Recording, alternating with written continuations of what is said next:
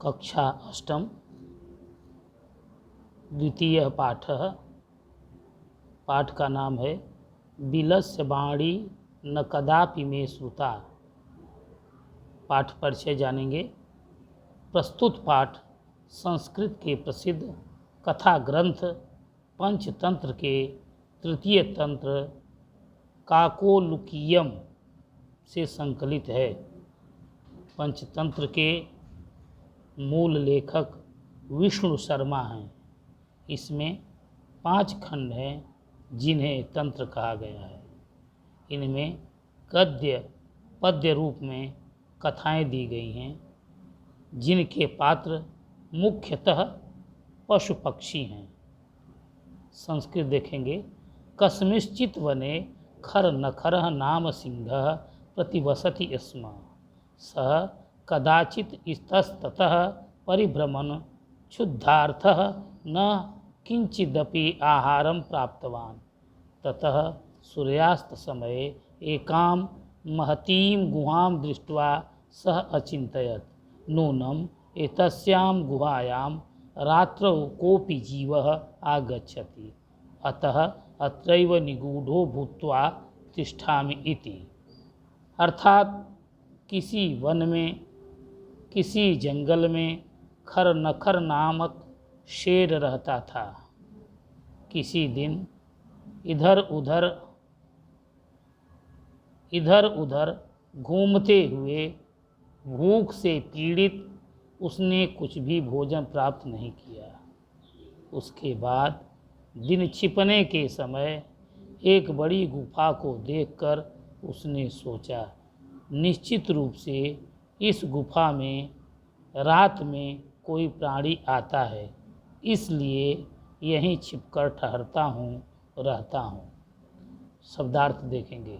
कस्मिंश्चित् मीन्स किसी, वने जंगल में, प्रतिवसति स्म रहता था, कदाचित किसी समय, परिभ्रमण घूमता हुआ, क्षुद्धार्थः भूख से व्याकुल, किंचिदपि किसी भी, कोई भी, किंचिदपि किसी भी, कोई भी, आहारम भोजन को, सूर्यास्त समय दिन छिपने के समय, महतीम बड़ी, गुहायाम गुफा में, निगूढ़ो भूत्वा अर्थात छिपकर, तिष्ठामि ठहरता हूँ।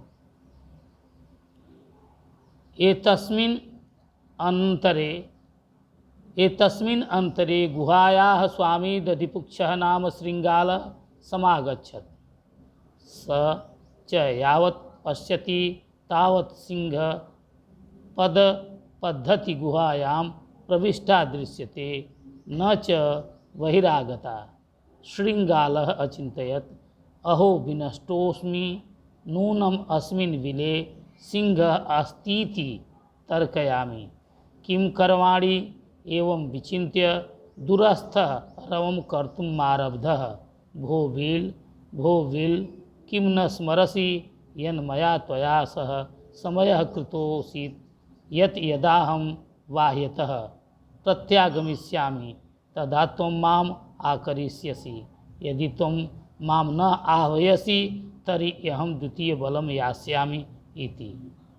अर्थात इसी बीच गुफा का स्वामी दधिपुक्ष नामक गीदड़ अर्थात सियार आ गया और वह जहाँ तक देखता वहाँ तक उसे शेर के पैरों के निशान गुफा में गए दिखे और बाहर आए नहीं दिखे।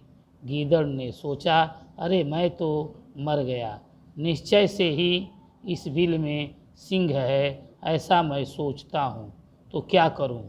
ऐसा सोचकर दूर खड़े होकर आवाज़ कहना शुरू कर दिया, अरे बिल, क्या याद नहीं है जो मैंने तुम्हारे साथ समझौता या शर्त किया है कि जब मैं बाहर से वापस आऊँगा तब तुम मुझे बुलाओगी।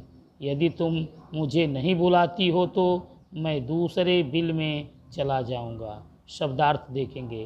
अंतरे बीच में, गुहायाः गुफा का, श्रृंगालः गीदड़ सियार, समागच्छत् आया, यावत जब तक, तावत तब तक, सिंह पद पद्धति शेर के पैरों के चिन्ह, प्रविष्टा अंदर चली गई, तर्कयामी सोचता हूँ, विचिन्त्य सोचकर, दूरस्थः दूर खड़े हुए, रवम शब्द आवाज, समयः शर्त या समझौता, बाह्यतः बाहर से, प्रत्यागमिष्यामि वापस आऊँगा, आकरिष्यसि पुकारोगी, यदि अगर, आहवयसी बुलाती हो, तरही तो, द्वितीयम दूसरे, यास्यामि माने चला जाऊँगा। अथ एतच्छ्रुत्वा सिंहः अचिन्तयत्, नूनमेषा गुहास्वामिनः सदा समावाहनं करोति, परं मद्भयात् न किञ्चित् वदति, अथवा साद्विधम् उच्यते, भयसंत्रस्तमनसां हस्तपादादिका क्रियाः प्रवर्तन्ते न वाणी च बेपथुश्चाधिको भवेत्। भय अन्वय देखेंगे, भय संत्रस्त मनसाम हस्तपादादिका क्रियाः वाणी च न प्रवर्तन्ते बेपथु च अधिकः भवेत्। अर्थात इसके बाद यह सुनकर शेर ने सोचा, निश्चय से ही यह गुफा अपने मालिक का सदा आह्वान अर्थात पुकार करती है, परंतु आज मेरे डर से कुछ नहीं बोल रही है। अथवा ठीक ही यह कहते हैं, भय से डरे हुए मन वाले लोग के हाथ और पैर से होने वाली क्रियाएं ठीक तरह से नहीं होती हैं और वाणी भी ठीक काम नहीं करती, अर्थात कंपन और घबराहट भी अधिक होता है। शब्दार्थ देखेंगे, अथ इसके बाद, एतत् यह, श्रुत्वा सुनकर, अचिंतयत सोचा, नूनम निश्चय ही, गुहा अर्थात गुफा, स्वामिनः मालिक का, समावाहनम बुलाना पुकारना, मद्भयात मेरे डर से, साधु उचित अच्छा, भय संत्रस्त मनसाम डरे हुए मन वालों का, हस्तपादादिकाः हाथ पैर आदि से संबंधित, क्रियाः काम, प्रवर्तन्ते प्रकट होते हैं, बेपथु अर्थात कंपन। अगला स्टेंजा देखेंगे, तदहम अस्य आवाहनम करोमि, एवं सह बिले प्रविश्य में भोज्यं भविष्यति, इत्थं विचार्य सिंहः सहसा श्रृंगालस्य आह्वानम् अकरोत्, सिंहस्य उच्च गर्जना प्रतिध्वनिना सा गुहा उच्चैः श्रृंगालम् आह्वयत्, अनेन अन्येऽपि पशवः भयभीताः अभवन्, श्रृंगालोऽपि ततः दूरं पलायमानः इमं पठत्। अर्थ देखेंगे, तब मैं उसको पुकारता हूँ, इस तरह वह बिल में प्रवेश करके मेरा भोजन और शिकार बन जाएगा। इस प्रकार सोचकर शेर ने अचानक गीदड़ को पुकारा। शेर की गर्जना की गूंज अर्थात शेर की गर्जना की गूंज से वह गुफा शोर से गीदड़ को पुकारने लगी अर्थात प्रतिध्वनि होने लगी। इससे दूसरे पशु भी डर से व्याकुल हो गए। गीदड़ भी वहाँ से दूर भागते हुए उसी श्लोक को पढ़ने लगा। शब्दार्थ देंगे, तत् अर्थात तब, आवाहनम पुकार, प्रविश्य प्रवेश करके, मैं मेरा, भोज्यम भोजन योग्य, इत्थम इस तरह, विचार करके, सहसा एकाएक, अचानक, उच्च गर्जना शोर की गर्जना की, प्रतिध्वनिना गूंज या किसी वस्तु से टकराकर वापस आई आवाज़ को प्रतिध्वनि कहते हैं, यानी ध्वनि के बदले जो ध्वनि उत्पन्न हो उसको प्रतिध्वनि कहते हैं। उच्चई शोर से, आहयत पुकारा, भयभीता भय से व्याकुल, ततः वहाँ से, पलायमान भागता हुआ, इमम इसको। देखेंगे अगला स्टेंजा, अनागतम य कुरुते सशोभते सशोच्यते यो न करोत्य नागतम वने अत्र संस्थस्य समागता जरा विलस्य वाणी न कदापि मे श्रुता। फिर से देखेंगे, अनागतम यह कुरुते सशोभते स सोच्यते यो न करोत्य नागतम वनेत्र संस्थस्य समागता जरा विलस्य वाणी न कदापि मे श्रुता।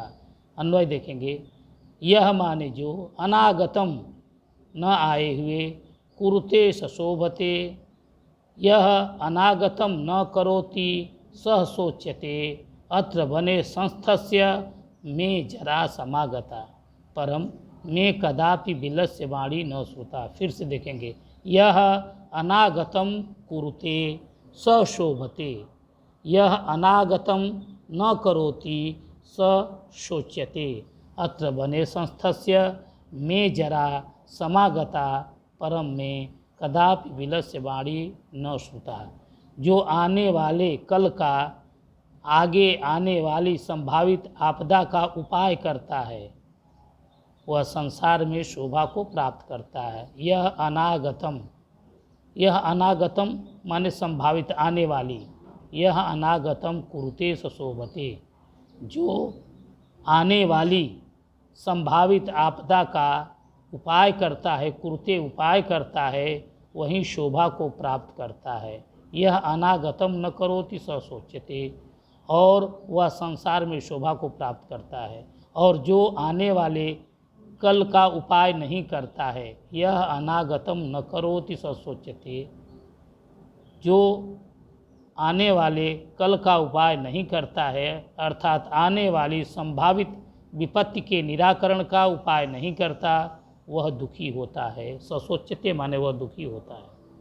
अत्र वने संस्थस्य, अत्र यहाँ वने संस्थप्य वन में रहते हुए, मेरी बुढ़ापा आ गई, मेरे द्वारा अर्थात मैंने कभी भी बिल की वाणी नहीं सुनी, अर्थात मेरे द्वारा कभी भी बिल की वाणी नहीं सुनाई दी। अनागतम आने वाले का, यह माने जो कुरुते निराकरण करता है, शोभते शोभा पाता है, सोच्यते चिंतनीय होता है, बने अत्र यहाँ वन में, संस्थस्य रहते हुए का, जरा बुढ़ापा, विलस्य बिल का अर्थात गुफा का,